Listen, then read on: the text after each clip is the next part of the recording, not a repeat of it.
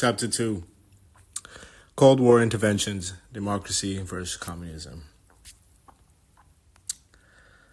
The world was divided, not by borders alone, but by belief. Two systems, two ideologies, two competing visions of what the future should look like.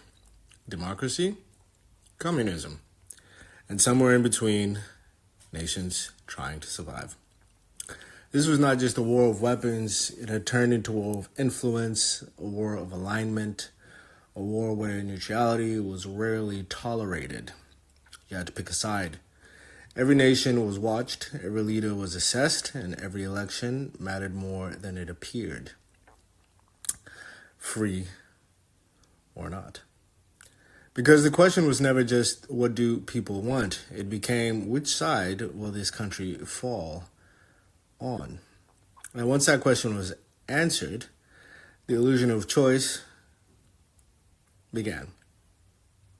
Intervention did not always arrive with soldiers. Sometimes it came through funding, through advisors, through quiet meetings behind closed doors. Support was offered to those who aligned. Pressure was applied to those who did not via covert operatives.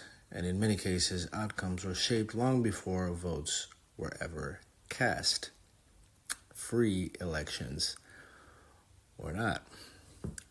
It was never framed as control. It was framed as protection, protecting democracy, containing communism, depending on which side of the alignment you found yourself, or vice versa, protecting communism, containing democracy.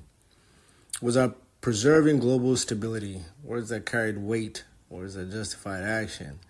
But beneath the language, the pattern remained. Power moved where influence was at risk. In regions across the world, governments shifted, some by election, some by force, and some by something in between, where the line was blurred enough to avoid scrutiny. And when leadership changed, so did direction. Go figure. To the public, these moments were presented simply. But to the public, their lives would change drastically. A nation had chosen freedom, a regime had been corrected, stability had been restored, whichever side you aligned with, democracy or communism. But for history, it was really that simple. Because when external power shapes internal outcomes, it is self-determination.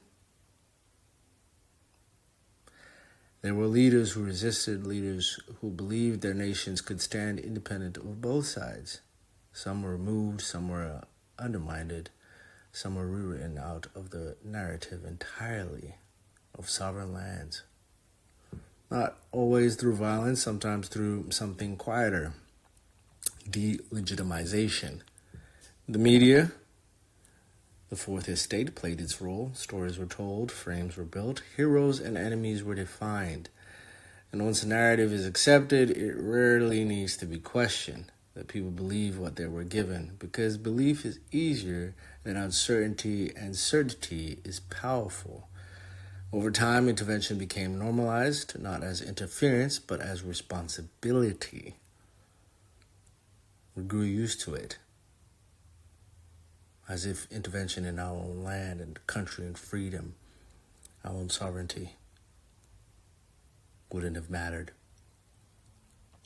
A duty to act, a duty to prevent the spread of wrong ideology. It was acted in the name of a duty that extended far beyond sovereign borders. And so the system evolved not through open domination, but through strategic presence, military bases, economic ties, political influence embedded deep within the structures of other nations.